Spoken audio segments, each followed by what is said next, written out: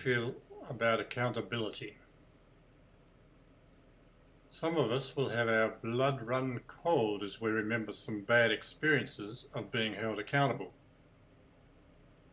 Before we look at Psalm 139 tonight at Prayer Corner, perhaps you could pause the video and share with one another either some bad or some good experiences that you've had with accountability.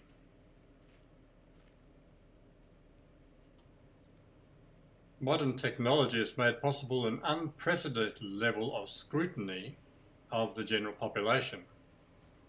I had some denture work done recently, and the HiCaps machine required entering each individual tooth into the system. So when TV crime shows have the detectives checking dental records, folks, that's a real thing. What Amazon and Google and Facebook know about us is incredibly detailed. What governments know about us, particularly those responsible for monitoring terrorism chatter, is just scary. And yet they all say it's for our own protection, our own welfare. Shop bots are helping us find the products we want. Social media are helping us find long forgotten friends and acquaintances.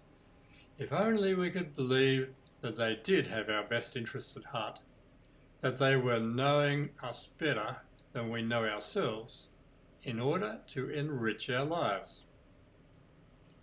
By making things work better, that's easier and more efficiently, they have locked us into an online world where everything is accountable. Whether you are happy or not about this depends on how big you are on trust. For accountability is not a problem if you trust the people or the organisation which knows all about you. And it occurs to me that the desire of governments, merchants, and your friends to know lots of information about you is actually only an imitation of what God has always been able to do. It's only a pale imitation of the real thing. For godless man is on a pathway of trying to be his own God. So we see in Psalm 139 a picture of someone who knows even more than mankind knows about us, because God knows everything about us. And we're going to see if this is a good thing or a bad thing. If you have your Bible there, how about you just flick down through Psalm 139 and count how many different things God knows about you. Have a pause while you do that.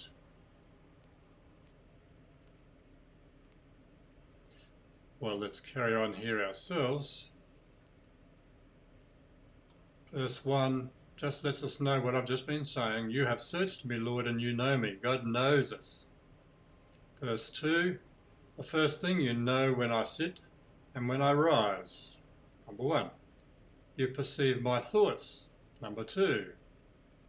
You discern my going out. Number 3. And my lying down. Number 4. You are familiar with all my ways. That's the 5th thing he knows about us. Verse 4, before a word is on my tongue, you, Lord, know it completely. That's the 6th thing. Verse 13, jump down to verse 13 now. For you created my inmost being, so the actual inner being of us. You knit me together in my mother's womb. That's the 8th thing. It's the actual physical body that we have. Verse 15 carries on with that thought about my frame was not hidden from you when I was made in the secret place, when I was woven together in the depths of the earth. Your eyes saw my unformed body. Now here's another thing now that God knows about us. All the days ordained for me were written in your book. That's that sense of destiny. God knows that about us before one of them came to be. And we've jumped down to verse 23. Search me, O God, and know my heart. That's the 10th thing. God knows our heart. Test me and know my anxious thoughts. Well, that's maybe almost the same, but certainly that's another thing. Our anxieties, God knows. 24, see if there's any offensive way in me. So God does know some offensive ways within us, and lead me in the way everlasting. I guess you might have found some other things that are things that God knows about us. And so, if God knows everything about you, right down to the detailed inner thoughts of your heart, we have to ask our next question: is that a good thing? And I think that depends a lot on whether you're running away from God or you're hiding from God, or whether you're running towards God. For the person doing wrong, wanting to hide, wants to remain in darkness in order to get away with something, or to avoid taking responsibility for his life, or to avoid making any uncomfortable changes, because I'm quite happy with the way I am, thank you, don't disturb me. That sort of person will not be happy about the fact that God knows all his stuff. But the person who wants to live in the light, in transparency and openness, is more likely to resonate with this psalmist. Now the question for you: can we go anywhere to escape God's scrutiny? Seems to me that people who don't know the Lord think they're getting away with it. They think they're flying under the radar. Or maybe they don't think there is a God who sees everything. But are they right? Can you get away from God? Verse 7, let's go there. Where can I go from your spirit? Where can I flee from your presence? If I go up to the heavens, you're there. If I make my bed in the depths, you're there. If I rise on the wings of the dawn, if I settle on the far side of the sea, even there your hand will guide me, your right hand will hold me fast. So friends, open your mind and take in the fact that you can never get away from God. There's a discussion question. How many good things are there about God knowing everything? If you wanted, you could pause and have a look through for yourself. How many good things are there about God knowing everything? Well, let's look at verse 5. You hem me in behind and before, and you lay your hand upon me. So that's saying that God is protecting you on all sides, behind and before. And then the laying the hand, you lay a hand on to strengthen, to comfort, to encourage. Yeah, that's good. Verse 6, the psalmist says, such knowledge is too wonderful for me, too lofty for me to attain. It's just saying just how good it is that God knows about me. And it's too lofty for me to attain. It's way beyond my capabilities of doing it. Wow. And so verse 14, we jump down a bit. I praise you because I am fearfully and wonderfully made. Did you think about that? We are an excellent product. We don't need the tizzying up of the fashion guys and the looking good on a photo. We already are an excellent product. We don't need any tattoos, any piercings, any particular fashion. As we are fearfully and wonderfully made. Your works are wonderful, I know that full well.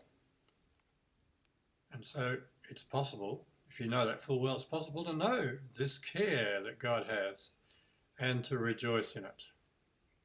So that leaves us only one more question for tonight's study. What is the proper reaction to this knowledge that God has of us? When we go to verse 17 for that, how precious to me are your thoughts, God. See that? How precious? One of the great things about this is people feel alone and lonely in this world because they were made to have fellowship with God. And so to know that God actually does know you and is with you, how precious is that? You never need be lonely when you're on your own. And how vast is the sum of them? So it's not just an occasional thing. There's so many thoughts that God has for us. How precious to me are your thoughts. He's constantly thinking about us. Were I to count them, says verse 18, they would outnumber the grains of sand. Just think of the sheer quantity of thoughts that God has about us. And when I'm awake, I'm still with you, just saying, God's there all the time. His presence is constant. So, as we finish off the psalm, what's he basically saying? He's saying, keep improving, keep growing, keep opening up to the light. In fact, run towards it and actively seek it. As he finishes with one of the most challenging things you can pray. You know, if you want to pray a prayer that you can be sure God will answer, then pray this one in verse 23 and 24. Search me, O God, and know my heart. Test me and know my anxious thoughts. See if there's any offensive way in me, and lead me in the way everlasting. God bless you, and enjoy the wonderful accountability of God.